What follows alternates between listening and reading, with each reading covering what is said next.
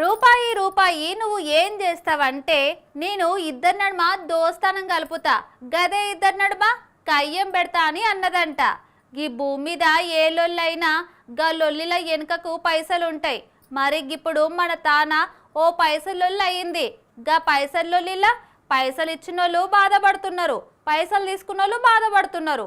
ముందు గొయ్యి వెనక నొయ్యి అన్నట్టు ఆఖరికి మంగళక్క కూడా గిట్లా బాధపడుతున్నది. అరే గాలికోయే కంప నా నెత్తి మీద పడ్డట్టు గిదేం బాధ దినాము. సోషల్ మీడియాలో ట్రోలింగ్ చేస్తున్నారు, మీడియాలో ఇష్టం వచ్చినట్టు రాస్తున్నారు. అయినా నేను చేసిన పాపం ఏమున్నది? గాడెవడో నా పేరు వాడుకొని అందరినీ మోసం చేసిండు. ఇప్పుడు మోసపోయిన వాళ్ళు ఎట్లా బాధితులో నేను కూడా గట్లనే బాధితురాలిని. గంతే ఇక గాయంత దానికే నన్ను ఆగం ట్రోలింగ్ చేస్తున్నారు, మా ఇంటోళ్ళను నడిమిట్లకు గుంజుతున్నారు, నా ఇజ్జత్ తీస్తున్నారు.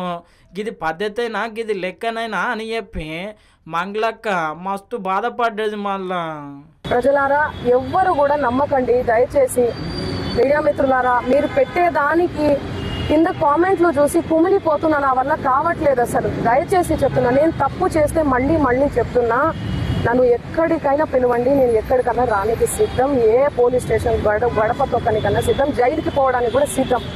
అగో ఇన్నరు కదా, మొత్తం మీద అయితే మస్తు బాధపడవచ్చు. ఇక దేనికైనా సిద్ధం అనవచ్చు. ఇక ఇప్పుడు ఈ వీడియో సోషల్ మీడియాలో మస్తు వైరల్ అవుతున్నది. కానీ ఇక అందరు అంటున్న ముచ్చట ఏంటంటే, అరే మంగళక్క పేరు వాడినప్పుడు ఆమెకు తెలియకుండా వచ్చున్నా అయినా నిప్పులేని పొగెట్లు వస్తుంది అని చెప్పి కొంతమంది. పాపం ఆమెకేం తెలుసు, పాటలు పాడుకుంటా ప్రశాంతంగా ఉంటుంది, ఒకరి తెరువుకోదు అని చెప్పి కొంతమంది. గిట్లా రెండు దిక్కులో మాట్లాడుతున్నారు. మళ్ళా చూడాలి. ఇక పోలీసులు అయితే కేసు నమోదు చేసిరు కాబట్టి విచారణలో అసలు ముచ్చటైతే బయటపడుతుంది.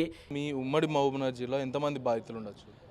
మా జిల్లా మాత్రమే ఒక 9.5 కోట్ల దగ్గర మా జిల్లా వాసుల దగ్గర వాళ్ళు వసూలు చేయడం జరిగింది. వసూలు అంటే పెట్టుబడి పెట్టించుకున్నారు.